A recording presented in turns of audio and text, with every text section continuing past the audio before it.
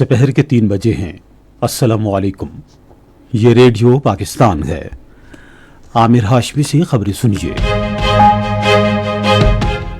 پہلے اہم خبروں کا خلاصہ۔ وزیر اعظم نے عالمی سرمایہ کاروں کو خاص طور پر انفارمیشن ٹیکنالوجی کے شعبے میں سہولت فراہم کرنے کے لیے حکومت کا عزم ظاہر کیا ہے۔ وزیر خزانہ نے انٹرنیشنل فائنانس کارپوریشن کی پاکستان میں بڑھتی ہوئی سرگرمیوں کو سراہا ہے۔ قومی غذائی تحفظ کے وزیر نے زور دیا ہے کہ گندم کی خریداری کے نظام کو شفاف، مؤثر اور ہر لحاظ سے قابل رسائی بنایا جائے۔ خیبر پختونخوا میں سیکیورٹی فورسز نے بھارتی حمایت یافتہ فتنہ الخوارج سے تعلق رکھنے والے 13 خوارج کو ہلاک کر دیا۔ اور بھارت کے غیر قانونی زیر قبضہ جموں و کشمیر میں بھارتی فورسز نے گزشتہ 3 ماہ کے دوران جعلی مقابلوں کے دوران 10 کشمیریوں کو شہید کیا۔ اور پاکستان سپر لیگ میں آج لاہور میں حیدرآباد کنگز کا مقابلہ ملتان سلطان سے ہوگا۔ اب خبریں تفصیل کے ساتھ۔ وزیر اعظم محمد شہباز شریف نے عالمی سرمایہ کاروں کو خاص طور پر انفارمیشن ٹیکنالوجی کے شعبے میں سہولت فراہم کرنے کے لیے حکومت کے عزم کا اظہار کیا ہے۔ وہ اسلام آباد میں عالمی ڈیجیٹل آپریٹر ویون گروپ کے چیف ایگزیکٹو آفیسر کان ترزی اولو سے گفتگو کر رہے تھے۔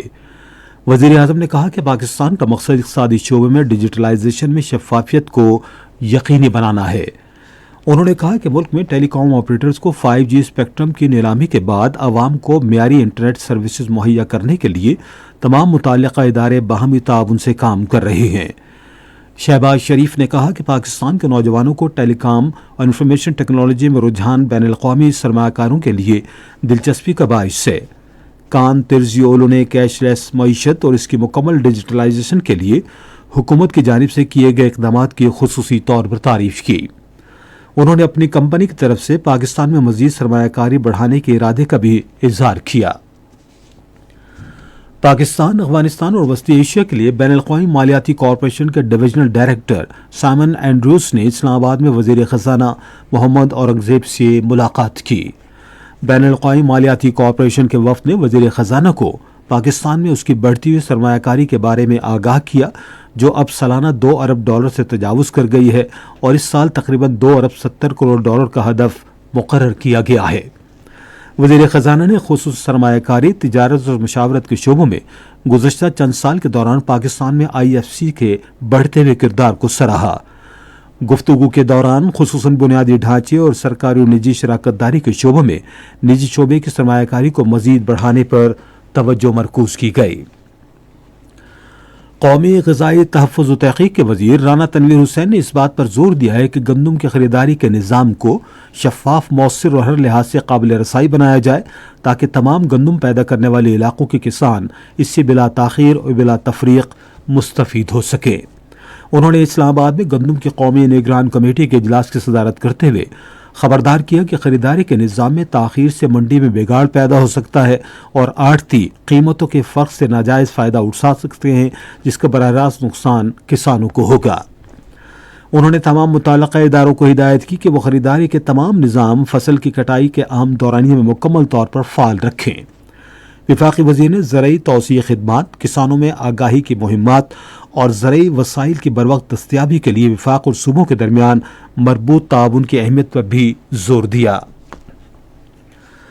تعلیم اور پیشہ ورانہ تربیت کی وزارت نے فیڈرل ڈائریکٹوریٹ آف ایجوکیشن کے تمام تعلیمی اداروں میں provision of remedial therapy services شروع کرنے کے لیے معاہدے پر دستخط کی تقریب کی میزبانی کی۔ یہ اقدام سیکھنے میں مشکلات کا سامنا کرنے والے طلباء کے لیے اہم تدابیر پر توجہ دے گا۔ اس اقدام کے تحت 60 معالجوں اور 3 ماہر رابطہ کاروں کی ایک خصوصی ٹیم تشکیل دی گئی ہے۔ یہ ٹیم مربوط پیشہ ورانہ نفسیاتی نگہداشت اور اساتذہ کی استعداد کار کے ذریعے تشخیصی جانچ اور شواہد پر مبنی علاج میں معاونت فراہم کرے گی۔ گرین پاکستان انیشیٹو کے تحت جدید زرعی منصوبے تیزی سے کامیابی کی جانب گامزن ہیں۔ چولستان کے وسیع صحرا میں جدید ٹیکنالوجی اور مؤثر حکمت عملی کے ذریعے بنجر زمین کو زرخیز بنانے میں پانتیرا فارمز نمایاں مثال بن گئے ہیں۔ پروجیکٹ مینیجر ڈاکٹر عطا اللہ کے مطابق پینٹیرا فارمز کے اقدامات سے مقامی افراد کو روزگار کے مواقع اور براہ راست معاشی فائدہ پہنچ رہا ہے۔ یہ خبریں آپ ریڈیو پاکستان سے سن رہے ہیں۔ خیبر پختونخوا میں 2 الگ الگ کارروائیوں میں سیکیورٹی فورسز نے بھارتی حمایت یافتہ فتنہ الخوارج سے تعلق رکھنے والے 13 خوارج کو ہلاک کر دیا۔ آئی ایس پی آر کے مطابق سیکیورٹی فورسز نے ضلع خیبر کے علاقے باڑہ میں خفیہ اطلاع پر آپریشن کیا۔ آپریشن کے دوران سیکیورٹی فورسز نے خوارج کے مقام کو مؤثر طریقے سے نشانہ بنایا اور شدید فائرنگ کے تبادلے کے بعد 10 خوارج مارے گئے۔ سیکیورٹی فورسز کی جانب سے ضلع بنوں میں خفیہ اطلاع پر ایک اور کارروائی میں 3 خوارج کو ہلاک کر دیا گیا۔ صدر آصف علی زرداری اور وزیر اعظم محمد شہباز شریف نے خیبر پختونخوا میں 13 خوارج کو ہلاک کرنے پر سیکیورٹی فورسز کی تعریف کی ہے۔ انہوں نے اپنے الگ الگ بیانات میں ملک دشمن عناصر کی پشت پناہی میں ہونے والی دہشت گردی کے مکمل خاتمے کے لیے غیر متزلزل قومی عزم کا اظہار کیا۔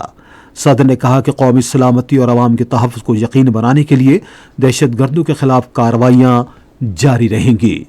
وزیر اعظم نے کہا کہ سیکیورٹی فورسز ملک کے تحفظ کے لیے دہشت گردی کے خلاف سیسا پلائی ہوئی دیوار کی مانند ہیں۔ فنکاروں اور مشہور شخصیات نے لوگوں پر زور دیا ہے کہ مشرق وسطی میں کشیدگی کے باعث پیدا ہونے والے توانائی کے عالمی بحران کے پیش نظر ایندھن کی بچت کے لیے اقدامات کریں۔ انہوں نے ٹیلی ویژن پیغامات میں ملک میں پیٹرولیم مصنوعات کی دستیابی یقینی بنانے کے لیے حکومت کے بروقت اقدامات کی تعریف کی۔ تاہم انہوں نے اس بات پر زور دیا کہ ذمہ دار شہری ہونے کے ناطے حکومت کی کفایت شعاری مہم کی حمایت کرنا اور ایندھن کا درست استعمال کرنا ہمارا بھی فرض ہے۔ انہوں نے غیر ضروری سفر سے بچنے اور کار پولنگ اور رائڈ شیئرنگ کو فروغ دینے کی اہمیت کو اجاگر کیا۔ ٹیلی ویژن پر نشر ہونے والے پیغامات میں شاہد افریدی، بشرا انصاری اور کئی دیگر اہم شخصیات کے پیغامات بھی شامل تھے۔ بھارت کے غیر قانونی زیر قبضہ جموں و کشمیر میں بھارتی فورسز نے گزشتہ 3 ماہ کے دوران جعلی مقابلوں میں 10 کشمیریوں کو شہید کیا۔ کشمیر میڈیا سروس کے مطابق بھارتی فورسز نے 933 حریت رہنماؤں، کارکنوں، نوجوانوں، طلباء اور خواتین کو گرفتار بھی کیا۔ طالبان رجیم کی دہشت گرد گروہوں کی پشت پناہی نہ صرف افغانستان بلکہ خطے بھر کے لیے سیکیورٹی چیلنج بن چکی ہے۔ آسٹریلوی جریدے دی کنورسیشن کے مطابق طالبان رجیم نے افغانستان پر قبضے کے بعد شرپسند مسلح جتھوں کو حکومتی فورس کا حصہ بنایا۔ بھارت اپنے مضموم جغرافیائی، سیاسی اور علاقائی مفادات کے حصول کے لیے طالبان کی پشت پناہی کر رہا ہے۔ جریدے کے مطابق افغان طالبان رجیم نے فتنہ الخوارج کو افغانستان میں محفوظ پناہ گاہیں فراہم کر رکھی ہیں۔ پاکستان کے معروف فلمی نغمہ نگار مسرور انور کی آج 30ویں برسی منائی جا رہی ہے۔ 1944 میں شملہ میں پیدا ہونے والے مسرور انور 1962 سے 1990 تک پاکستانی فلم انڈسٹری کے نامور نغمہ نگاروں میں سے ایک تھے۔ انہوں نے کامیاب فلموں ہیرا پتھر، اربان، دوراہا، سائقہ، انجمن، پہچان، قربانی، سوغات اور بلندی کے لیے گیت لکھے۔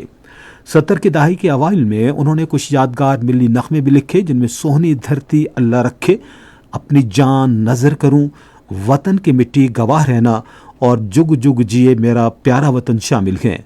وہ 1996 میں آج کے روز لاہور میں انتقال کر گئے۔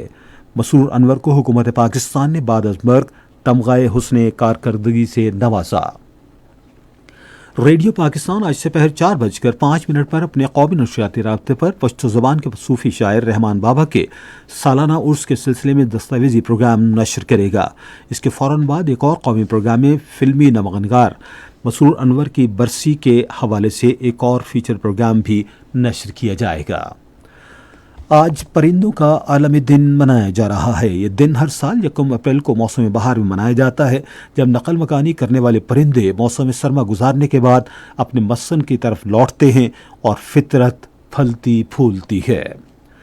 پاکستان سپر لیگ میں آج لاہور میں حیدرآباد کنگز مین کا مقابلہ ملتان سلطان سے ہوگا۔ میچ شام 7 بجے شروع ہوگا۔ اور اب موسم۔ محکمہ موسمیات کی پیشگوئی کے مطابق آئندہ 12 گھنٹے کے دوران ملک کے وسطی اور جنوبی حصوں میں مطلع جزوی طور پر ابرآلود رہنے کا امکان ہے، تاہم بلوچستان میں شام اور رات کے اوقات میں بعض مقامات پر تیز ہوائیں چلنے اور گرج چمک کے ساتھ بارش متوقع ہے۔ خیبر پختونخوا، جنوبی پنجاب، جنوب مغربی زیریں سندھ میں کہیں کہیں تیز ہوائیں چلنے اور گرج چمک کے ساتھ بارش کا امکان ہے۔